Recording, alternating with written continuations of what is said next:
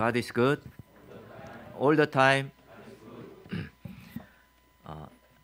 사무엘서 말씀을 통해서 다윗의 고난받는 믿음을 배우게 하심을 감사를 드립니다.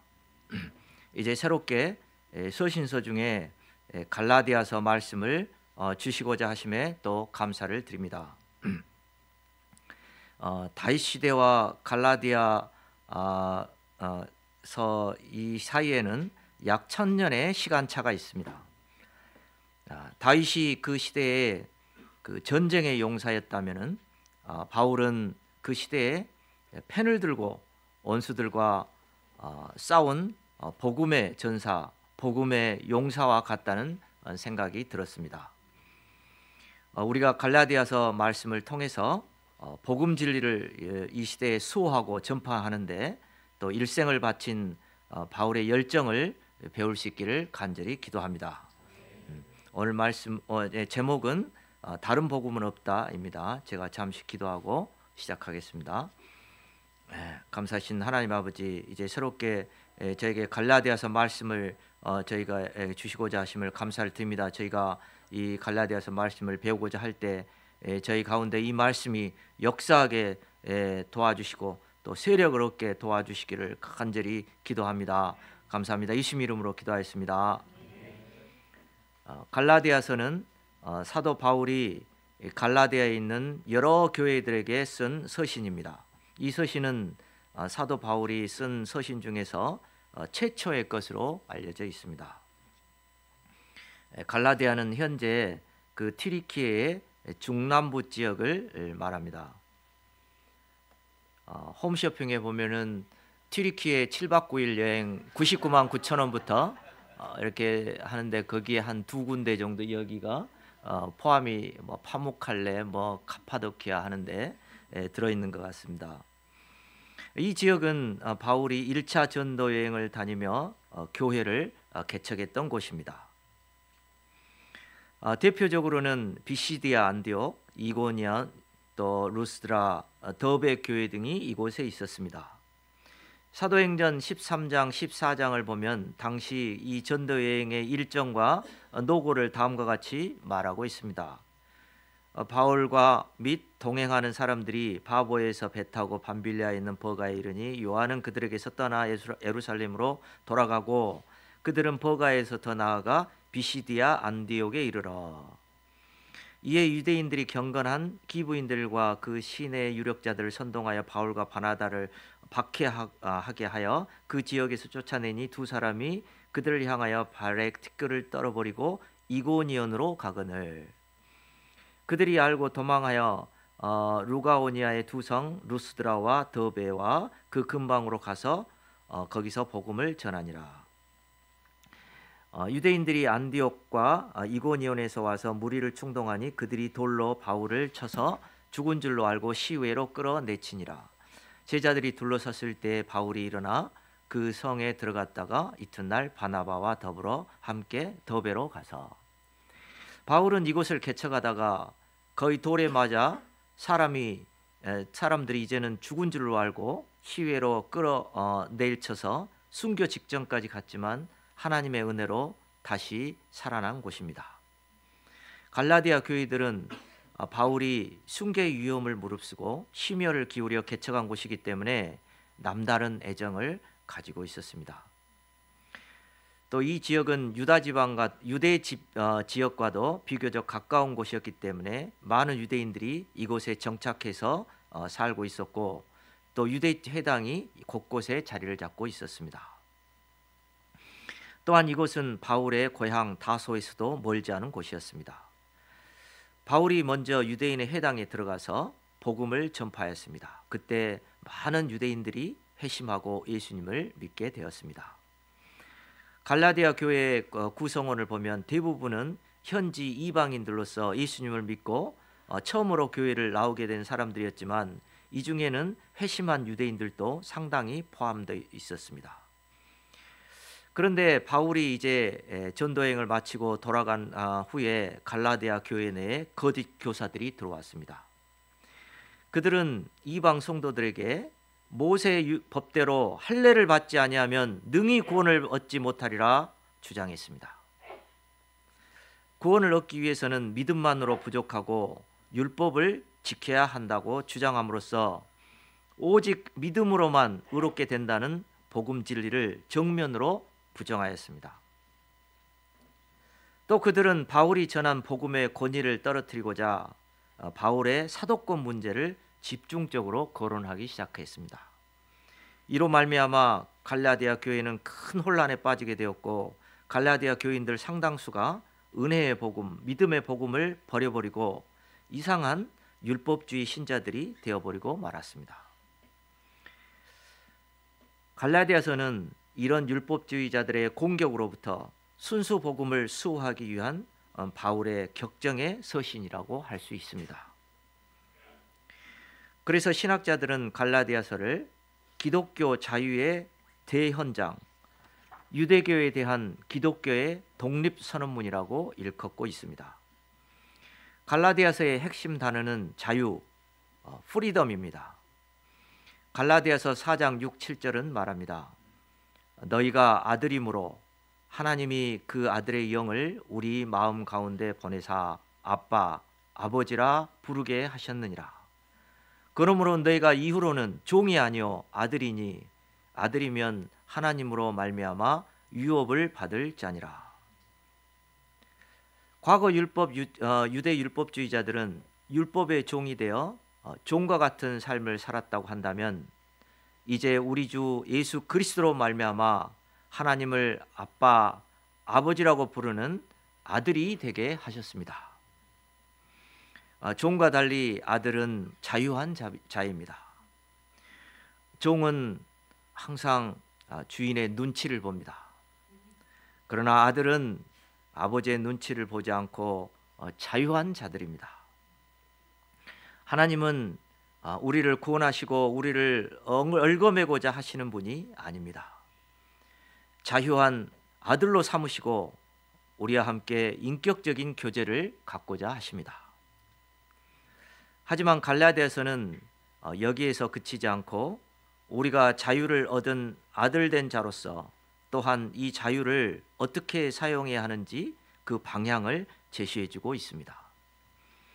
오늘날 우리는 영이 육에게 질식당하고 또 참된 자유가 쾌락으로 타락하고 순결, 진실, 고상함이라는 단어가 낯선 외계인들의 단어처럼 들리는 시대에 살고 있습니다. 사람들이 모두 육체가 되어 멸망당한 노아 시대와 같은 시대를 살고 있습니다. 육체가 된 인간은 어릴 때부터 생각하는 경향이 악하고 물질적이고 정욕적이어서 도무지 소망이 없는 것처럼 보입니다. 젊은이들은 어릴 때부터 너무나 자연스럽게 정욕적이고 쾌락적인 영상물을 접함으로 정상적인 사고 활동을 할 수가 없고 고결한 인격을 연마할 수 없으며 거룩한 생활을 한다는 것은 거의 불가능할 정도로 정신세계와 영적 세계가 황폐화되어 있습니다. 생각이 늘 정욕적인 생각에 시달림으로써 말씀 공부를 해도 말씀이 제대로 심령에 역사하지 않습니다. 소감도 말씀을 받고 말씀을 받음으로 하나님 앞에서 또 믿음으로 살고자 몸부림치는 영적 투쟁을 통하여서 하늘나라의 비밀을 발견한 감격과 기쁨이 충만한 소감이 아니라 제 소욕에 시달리다가 영과 육의 갈등 속에서 신음하는 소감이 많이 있음을 보게 됩니다. 구원의 은혜를 남용함으로써 영적으로 성장하지 못하고 영적 어린아이와 같은 상태에 머물러 있는 경우가 많은 것을 보게 됩니다. 우리가 이번 갈라디아서 말씀을 통하여서 우리가 믿음으로 사는 것이 무엇이며 또 은혜로 사는 것의 그 의미의 참된 의미가 무엇인지 배울 수 있기를 기도합니다. 갈라디아서 말씀이 우리 가운데서 큰 세력을 얻어서 모든 인간적인 생각들 또 육적인 생각들을 다 몰아내고 실제 삶 가운데 성령을 좇아 아름다운 열매를 맺는 삶을 살기를 간절히 기도합니다. 파트 1 바울의 사도 직분 1절에서 5절입니다. 1절을 보십시오. 사람들에게서 난 것도 아니요 사람으로 말미암은 것도 아니요 오직 예수 그리스도와 그를 죽은 자 가운데서 살리신 하나님 아버지로 말미암아 사도된 바울은. 보통 서신의 시작은 날씨 등 가벼운 주제로 시작하는 것이 일반적입니다.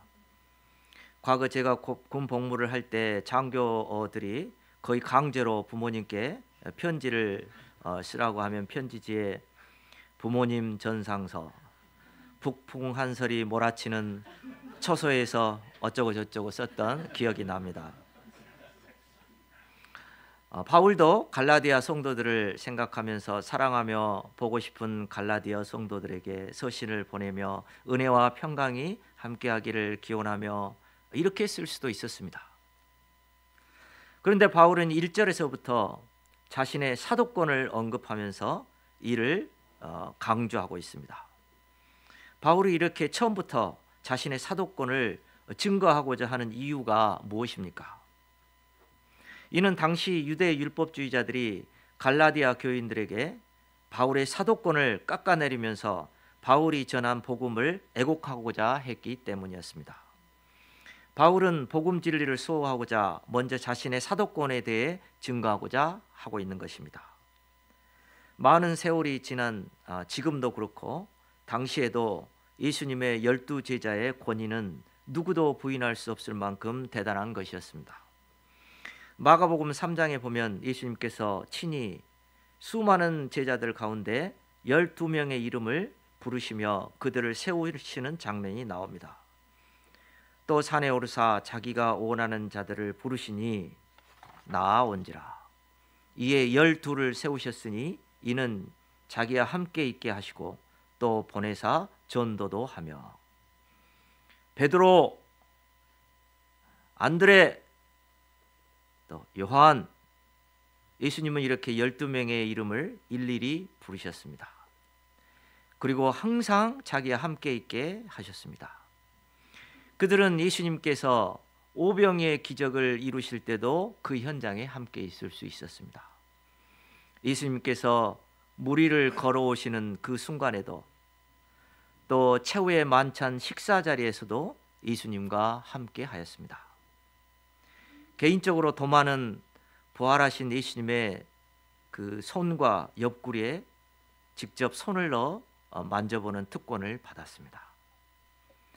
제자들은 부활하신 예수님으로부터 직접 사도로서의 사명을 받기도 하였습니다. 반면 바울은 어떠합니까? 그는 예수님의 공생의 기간에도 함께하지 않았고 십자가와 부활도 목격하지 않았을 뿐더러 오히려 교회를 핍박하는 자로서 사도로서의 자격이 없는 자였습니다. 갈라디아 교회를 찾아온 유대 율법주의자들은 이 점을 강조하였습니다. 그리고 바울의 사도권을 의심케 하였습니다. 동시에 그가 전한 복음의 순수성과 권위를 흔들고자 하였습니다. 바울은 듣보잡이다. 그가 어디서 온 사람인지 알 수가 없다. 그는 사기꾼일 가능성이 높다. 이렇게 강조하였습니다. 이에 바울은 자신의 사도권에 대해서 무엇이라고 말합니까? 1절을 다시 함께 읽겠습니다. 1절을 읽겠습니다. 시작. 사람에게서 난 것도 아니요 사람으로 말미암은 것도 아니요 오직 예수 그리스도와 그를 죽은 자 가운데서 살리신 하나님 아버지로 말미암아 사도된 바울은. 바울이 사도된 것은 예수 그리스도로 말미암은 것이고 하나님 아버지로 말미암은 것이라는 것을 확실히 증거하고 있습니다. 그는 예수 믿는 사람들을 감옥에 집어넣기 위해 다메섹으로 가던 도중 부활하신 예수님을 만났습니다. 호련히 하늘로부터 강렬한 빛이 그를 둘러 비추었고 그는 땅에 엎드러지고 말았습니다. 엄청난 빛으로 인해 순간 그의 눈이 멀어버렸습니다. 그리고 부활하신 예수님의 음성이 들렸습니다. 사울아, 사울아, 내가 어찌하여 나를 핍박하느냐. 부활하신 예수님께서 그를 찾아오셨습니다. 이방인들의 사도로 세우시기 위해 그를 찾아오셨습니다. 이것이 그가 사도라고 주장하는 근거였습니다. 만일 그가 사도라고 주장하는 것이 단지 이 사건으로 끝났다면 아마 자칭 사도로 끝났을 것입니다. 그러나 그의 사도직은 먼저 변화된 그의 삶을 통해 입증되었습니다. 수많은 기적을 행하였고 수많은 이방 교회가 그를 통해 세워졌습니다. 그는 순교하는 그 순간까지 주님께서 주신 이방 선교 사명에 충성을 다하였습니다. 그의 사도직분은 교단에서 선출되었다거나 또 사람의 임명으로 된 것이 아니고 오직 예수 그리스도와 하나님으로부터 말미암은 것이었습니다. 우리에게도 이런 확신이 필요합니다.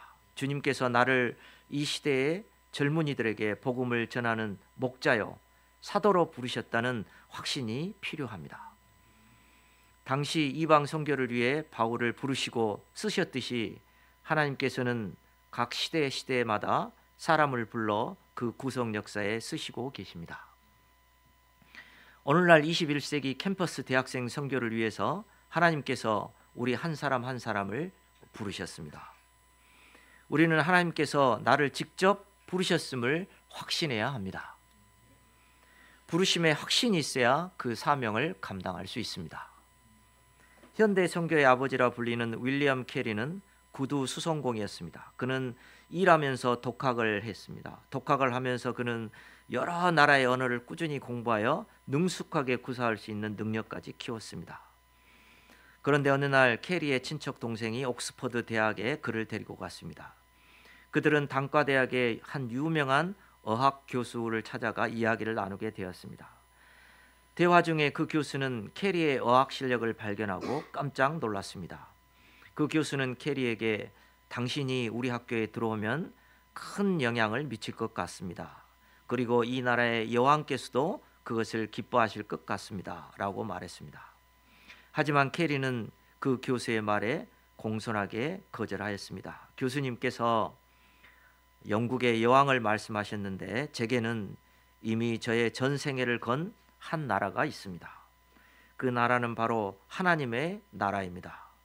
저는 여왕보다 더 높으신 분의 부름을 받았고 그분을 향한 저의 충성은 변할 수 없습니다.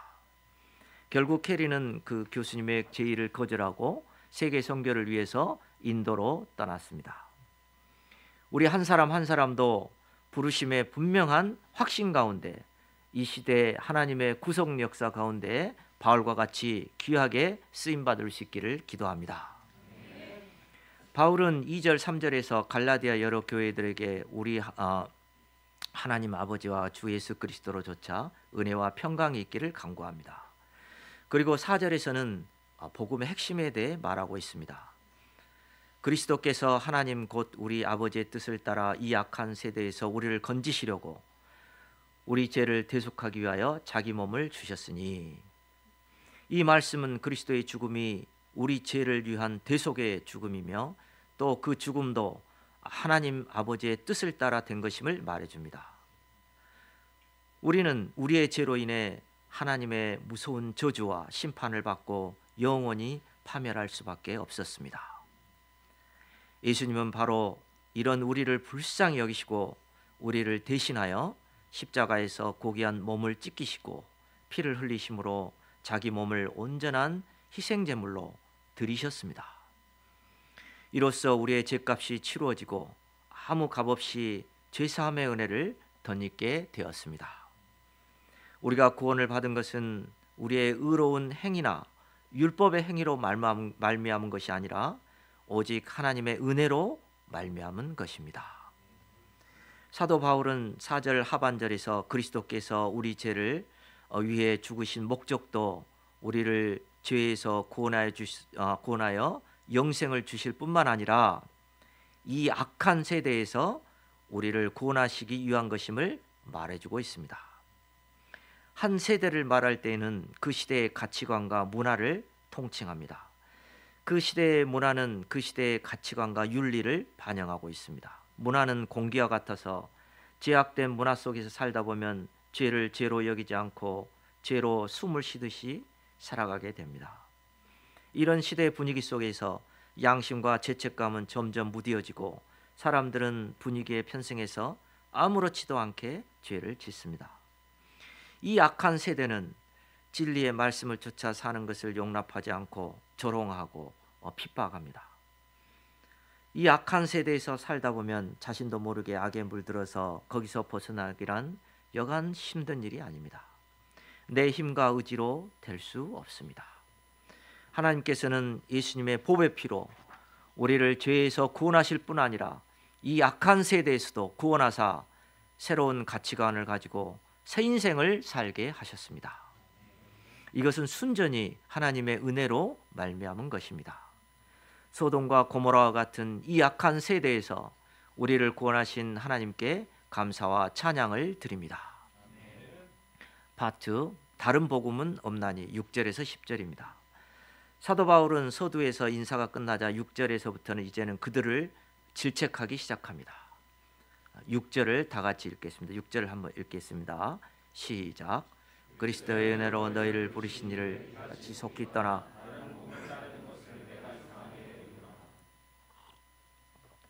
너희가 이같이 속히 떠나 하는 바울의 말 속에는 그들을 향한 깊은 탄식과 안타까움이 배어 있습니다. 바울은 갈라디아 교인들이 거짓 복음을 쫓은 것도 이상한데 상상외로 빠르게 복음을 떠나는 모습을 보았을 때 더욱 의아해했고 안타까워하였던 것 같습니다. 여기서 떠난다는 것은 충성의 대상을 바꾼다는 의미로 변절했음을 의미합니다. 그들은 은혜에서 율법으로 변절하였습니다. 한마디로 그들은 십자가의 복음에서 다른 복음으로 변절하였습니다. 6절에서 9절을 보면 그리스도의 복음, 우리가 너희에게 전한 복음과 대비되어 다른 복음이란 단어가 나옵니다.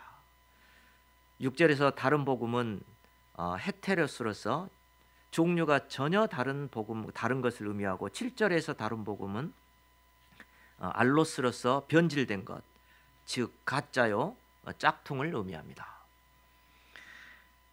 유대 거짓 교사들이 율법주의는 심은 그 율법주의는 힘이 변질된 가짜 복음일 뿐만 아니라 복음이라고 말할 수 없는 거짓이라는 것입니다. 당시 유대 율법주의자들은 구원을 얻기 위해서는 그리스도의 복음을 믿는 것만으로는 충분하지 못하고 모세의 법대로 할례를 받아야 구원을 얻을 수 있다고 주장했습니다. 이런 일은 예전에 바울과 바나바가 안디옥 교회를 섬기고 있을 때도 있었습니다. 1차 선교 여행을 마치고 안디옥 교회로 돌아와 섬기고 있을 때의 일입니다. 사도행전 15장을 보시겠습니다. 어떤 사람들이 유대로부터 내려와서 형제들을 가르치되 너희가 모세의 법대로 할례를 받지 아니하면 능히 구원을 받지 못하리라 하니 바울 및 바나바와 그들 사이에 적지 아니한 다툼과 변론이 일어난지라. 형제들이 이 문제에 대하여 바울과 바나바 및 그 중에 몇 사람을 예루살렘에 있는 사도와 장로들에게 보내주기로 작정하니라. 한 무리의 유대인 성도들이 예루살렘으로부터 교회로부터 안디옥 교회를 방문하였습니다. 이들은 바울과 바나바가 목자로 버젓이 목회를 섬기고 있음에도 불구하고 교회의 성도들에게 자기들처럼 할례를 할 것을 강요하였습니다. 바울과 그들 사이에 큰 다툼과 변론이 일어났습니다. 결국 바울은 이 문제를 예루살렘의 사도와 장로들에게 보내서 공식적인 결의를 해줄 것을 요구하였습니다. 모든 사도들과 초대 교회 지도자들은 이 문제에 대해 예수님을 믿게 된 이방인들에 대해 그 어떤 율법도 강요해서는 안 됨을 결의함으로 복음 진리를 수호하였습니다. 그러므로 내 의견에는 이방인 중에서 하나님께 돌아오는 자들을 괴롭게 하지 말고 다만 우상의 더러운 것과 음행과 목매어 죽인 것과 피를 멀리하도록 편지하는 것이 옳으니, 다만 우상의 더러운 것, 음행, 목매어 죽인 것과 피를 멀리하도록 권면하는 정도였습니다. 이 결정이 모든 이방 교회에 전파되고 바울은 이방 교회를 복음 위에 굳게 세울 수 있었습니다. 이로 인해서 이 문제는 수면 아래로 일단락되는 듯 보였습니다. 그러나 시간이 흐르자 율법주의자들은 더 멀리 갈라디아 지역의 교회들까지 찾아왔습니다. 그들은 사명감을 가지고 율법주의를 이방 성도들에게 전파하러 다니고 있었습니다. 예루살렘 공회의 결정이 있었음에도 불구하고 갈라디아 성도들은 이들의 율법주의에 쉽게 넘어가고 말았습니다. 그들은 유대 전통 복장을 하고 머리에 유대 키파를 쓰고 히브리서 구약 성경을 옆구리에 끼고 히브리어로 쉐마를 줄줄줄 외웠습니다. 그들은 성경 교리를 깨뚫고 있는 것처럼 보였습니다. 거룩하고 경건하게 보였습니다. 뭔가 있어 보이고 권위가 있어 보였습니다. 이런 겉모습에 현혹되어 그들을 따랐을 수도 있습니다. 사람들은 은혜로 구원을 얻고 난 후에 힘을 얻어서 주님을 위해서 열심히 일하고자 합니다. 그런데 시간이 지날수록 점점 자신이 나태해지고 구원의 은혜를 감당하며 사는 것보다 점점 죄에 넘어지는 시간이 많은 것을 발견하게 됩니다. 그래서 의도적으로 이제 규칙을 정해놓고, 예를 들면 시간을 정해놓고 기도하는 시간을 절대적으로 갖는다든지, 어떤 일이 있어도 그 시간에는 말씀을 보고 소감을 쓴다든지 하는 투쟁을 하고자 합니다. 갈라디아에서 말하는 그 율법주의는 하나님 앞에서 이렇게 영적 투쟁을 두고 하는 말이 아닙니다. 우리가 오해하지 말아야 합니다. 이렇게 우리가 구원의 은혜를 감당하기 위해서 하는 거룩한 투쟁은 우리가 너무 안 해서 문제입니다. 오히려 좀 더 해야 합니다. 이 말씀을 드리는 것은 그런 사람은 없겠지만, 오늘 메시지를 오해해서 이상한 은혜를 받고 모든 율법을 다 폐지하고 이제 자행자제하는 분이 없도록 높아심에서 드리는 말씀입니다. 구원의 은혜를 감당하기 위해 몸부림치며 투쟁하는 것은 아름다운 것입니다. 여기서 언급하는 유대 율법주의란 은혜의 복음을 부인하는 자들을 말합니다. 예수 그리스도의 은혜만으로는 우리가 구원을 얻지 못하고 어떤 율법적인 행위를 해야만, 또 이를 지켜야만 비로소 구원을 얻을 수 있다고 주장하는 자들입니다. 이는 다른 말로 하면은 예수님의 십자가의 죽으심과 그 피 흘리심이 우리를 온전히 구원함에 있어서 실패했다고 주장하는 것과 같습니다. 이는 또한 전능하신 하나님께서 그 하나뿐인 아들 예수 그리스도를 우리 죄를 위해 십자가에 내어 주셨음에도 불구하고 하나님께서 죄인을 구원하시는데 실패했다는 말과 같은 것입니다. 하나님을 믿는다며 다니는 이 유대인 이들이 어떻게 이런 주장을 할 수 있습니까? 그리고 이들은 그것에 대한 대안으로 슬며시 율법을 제시하고 있습니다. 처음에는 할례를 받아야 한다고 주장을 하고, 그 뒤로는 점점 그 다음에는 금식일과 안식일을 또 지켜야 한다고 하고, 그 다음에는 점점 온갖 절기와 기일을 지켜야 한다고 주장하고, 정말 한도 끝도 없는 율법 지역에 스스로 갇혀버리고 마는 것입니다. 마치 자유한 아들의 신분을 버리고 다시 예전의 종과 같이 살자고 하는 것과 같습니다.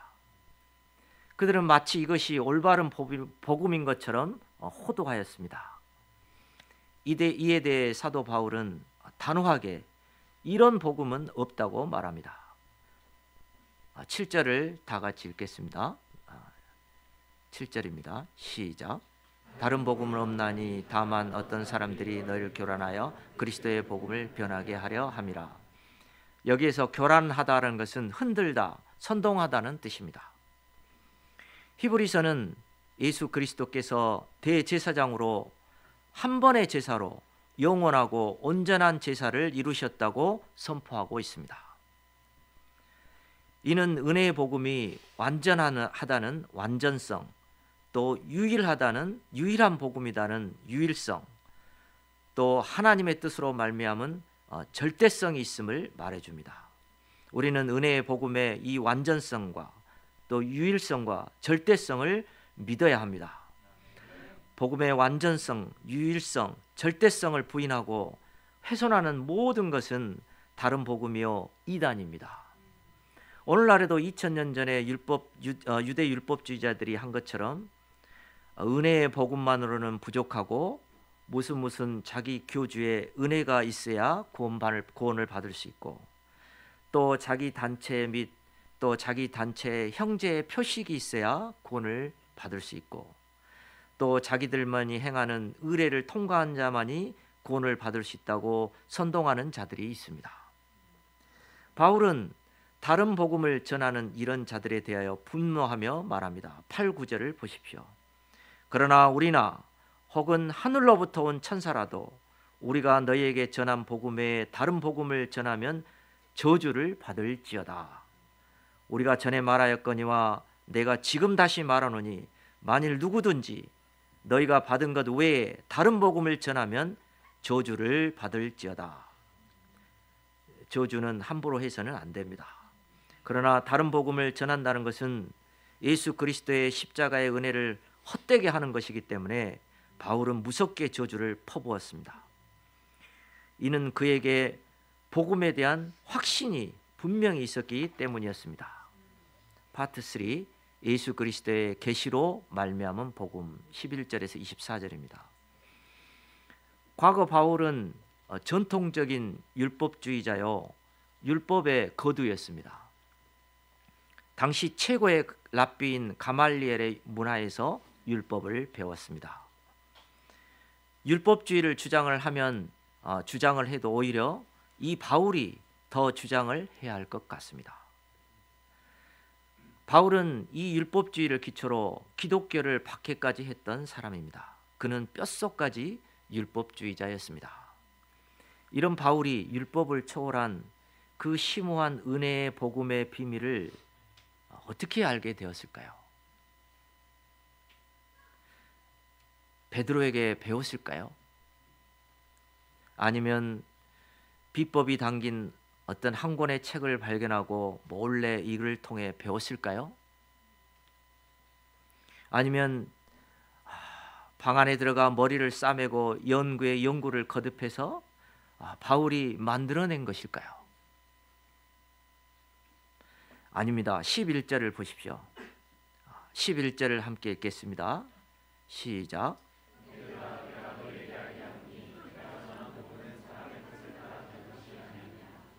그가 전한 복음은 사람에 의해서 고안되었거나 연구되었거나 학문에 의해서 만들어진 것이 아니라는 것을 분명히 밝히고 있습니다. 그러면 이 비밀이 어떻게 우리에게 전해지게 된 것입니까? 12절을 함께 읽겠습니다. 시작. 이는 내가 사람에게서 받은 것도 아니요 배운 것도 아니요 오직 예수 그리스도의 계시로 말미암은 것이라. 오직 예수 그리스도의 계시로 말미암은 것이라. 이는 바울이 어떤 사람들에게 배운 것이 아닙니다. 어떤 인간 스승에게 배운 것도 아닙니다. 예수 그리스도께서 계시로 그에게 직접 주신 것입니다. 그러므로 이 복음에는 어떤 흠결이 있을 수 없습니다. 일말의 오류도 있을 수 없습니다. 우리는 이 복음이 하나님께서 주신 진리임을 확신해야 합니다. 바울 자신이 그런 것처럼 우리도 은혜의 복음을 확신 가운데 믿을 뿐 아니라 또 자신 있게 가르쳐야 합니다. 13절부터 24절까지는 바울 자신이 그 누구로부터 복음을 전수받은 것이나 배운 것이 아님을 하나하나 증거하고 있습니다. 그는 먼저 자신이 다메섹 도상에서 예수님을 만나고 난 뒤 그 어떤 사람과도 이 사건에 대해서 의논하지 않았음을 말해주고 있습니다. 그 후 예루살렘으로 가지 않고 다메섹에서 곧바로 아라비아로 갔으므로 베드로를 비롯한 그 어떤 사도도 만난 적이 없음을 또한 말하고 있습니다. 바울은 아라비아로 가서 그곳에서 약 3년을 지낸 것으로 알려지고 있습니다. 하지만 아라비아에서 무슨 일을 하였는지는 거의 알려진 바가 없습니다. 아무튼 3년이나 지난 후에야 비로소 베드로를 만나기 위해 예루살렘을 방문하긴 하였으나 그 기간은 불과 15일 정도에 지나지 않았습니다. 바울은 이를 통해 예루살렘에서 베드로를 통해 복음을 배울 만한 충분한 기간이 아니었음을 또한 강조하고 있습니다. 그 후 곧바로 고향 다소로 가서 오랜 기간을 지내므로 사도들에게서 어떤 복음을 체계적으로 들을 기회가 없었습니다. 그 후에 바나바의 초대로 안디옥 교회를 섬기게 되었습니다. 그때 유대에 있는 성도들은 바울을 잘 알지는 못하지만 과거 그가 멸하고자 다녔던 그 믿음을 이제 그가 반대로 전하고 있다는 말을 듣고 하나님께 영광을 돌렸습니다. 결론입니다. 우리는 오늘 말씀을 통해서 우리가 받은 이 은혜의 복음이 사람에 의해서 고안된 것이 아니라 예수님께서 친히 계시로 주신 것임을 배웠습니다. 그러므로 이 복음은 절대적인 진리임을 배웠습니다. 우리가 이번 갈라디아서 또한 바울의 발라디아서와 바울의 여러 서신서를 통해서 이 진리를 깊이 배우고 또 확신하며 굳게 붙들고 또한 가르칠 수 있기를 기도합니다. 또 그 어떤 거짓 복음에도 우리가 속지 않고 이 시대에 순수 복음을 수호하는 사도 바울들로 살 수 있기를 간절히 기도합니다. 자, 기도하고 마치겠습니다. 감사하시고 은혜가 충만하신 하나님 아버지, 사도 바울을 통해 계시의 말씀을 주사 믿음의 복음 또 은혜의 복음의 비밀을 알게 하심을 감사를 드립니다. 저희가 이 복음의 비밀을 깊이 또 배우고 또 연구하고 확신하는 가운데 또 후배들에게 이를 확신 있게 또 가르치며 이 시대의 사도 바울들과 같이 쓰임받는 자들이 되게 하시기를 간절히 기도합니다. 예수님 이름으로 기도합니다.